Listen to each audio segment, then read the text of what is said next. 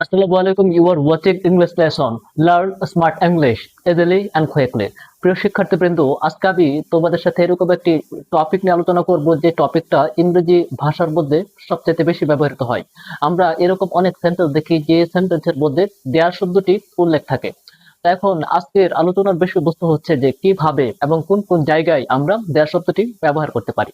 তো এখানে লক্ষ্য করুন, এখানে রয়েছে দেয়ার। প্রত্যেকটা সেন্টেন্সের শুরুতেই কিন্তু দেয়ার ব্যবহার করা হয়েছে। তো সুতরাং দেয়ার কাদের কাদের সাথে বসতে পারে? দেয়ারের পরে কখনো ইজ, দেয়ারের পর কখনো আর, দেয়ারের পর কখনো ওয়াজ, দেয়ারের পর কখনো ওয়্যার, এরকম ভাবে অনেক কিছু বসে। সুতরাং কখনো আমরা দেয়ারের পর ইজ বসাবো, কখনো আমরা দেয়ারের পর আর বসাবো, এই সংক্রান্ত বিষয়গুলো আজকে আমি ক্লিয়ার করবো। এখন দেয়ার মানে কি? দেয়ার মানে হচ্ছে এখানে সেখানে। যেমন যদি বলে আই হ্যাভ এ কার, আমার একটি গাড়ি আছে, অর্থাৎ এই গাড়িটির মালিক হচ্ছে আমি। কিন্তু দেয়ার মানে মালিকানা বোঝাবে না। যেমন দেয়ার ইজ এ কার, এখানে একটি গাড়ি আছে। তো সুতরাং দেয়ার দ্বারা কোনো মালিকানা বোঝাবে না, এখানে সেখানে আছে, এরকম যদি কখনো কোনো কিছু বোঝায় তখন আমরা দেয়ার শব্দটি ব্যবহার করব। তো দেখুন এখানে লেখা রয়েছে দেয়ার ইজ এ কার, এখানে দেয়ার তারপর is a car. There are two cars, এখানে কয়টি গাড়ি রয়েছে? দুইটি গাড়ি রয়েছে। তো এখানে দেয়ারের পর আমরা ইজ ব্যবহার করেছি, এখানে আমরা আর ব্যবহার করেছি। যদি একটি গাড়ি থাকে, যদি নাউন যদি সিঙ্গুলার হয় তখন আমরা ইজ ব্যবহার করব, আর নাউনটা যদি প্লুরাল হয় তখন আমরা আর ব্যবহার করব। এখানে ব্যবহার করা হচ্ছে টু কার্স, যেহেতু প্লুরাল হয়ে গিয়েছে তখন আমরা কি ব্যবহার করেছি? আর ব্যবহার করেছি। এই দুইটা ব্যবহার করব বর্তমানের ক্ষেত্রে। দেয়ার ইজ এ কার, এখানে একটি গাড়ি আছে। দেয়ার আর টু কার্স, এখানে দুইটি গাড়ি আছে। তারপর দেয়ার ওয়াজ এ কার, এই দুইটা অতীতের ক্ষেত্রে আমরা ব্যবহার করব। ওয়াজ এবং ওয়ার আমরা ব্যবহার করব অতীতের ক্ষেত্রে।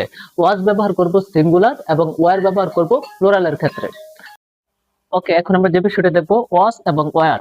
ওয়াজ মানে হচ্ছে যদি অতীতে একটি বোঝায় তখন আমরা ওয়াজ ব্যবহার করব, আর যদি অতীতে অনেকগুলো বোঝায় তখন আমরা দেয়ার পর ওয়ার ব্যবহার করব। যেমন দেয়ার ওয়াজ এ কার, এখানে একটি গাড়ি ছিল। তো যেহেতু একটি গাড়ির কথা বোঝানো হয়েছে তাই আমরা ওয়াজ ব্যবহার করেছি।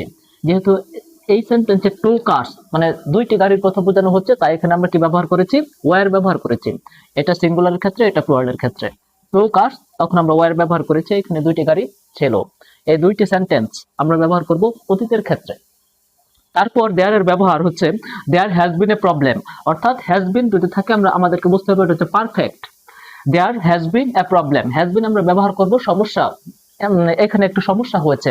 সুতরাং এ প্রবলেম মানে হচ্ছে কি একটি, যেহেতু একটি সমস্যার কথা বোঝানো হচ্ছে তাই আমরা এখানে হ্যাজ বিন ব্যবহার করেছি। এখানে বোঝানো হচ্ছে there have been many problems. এখানে কেন হ্যাজ বিন ব্যবহার না করে হ্যাভ বিন ব্যবহার করা হয়েছে?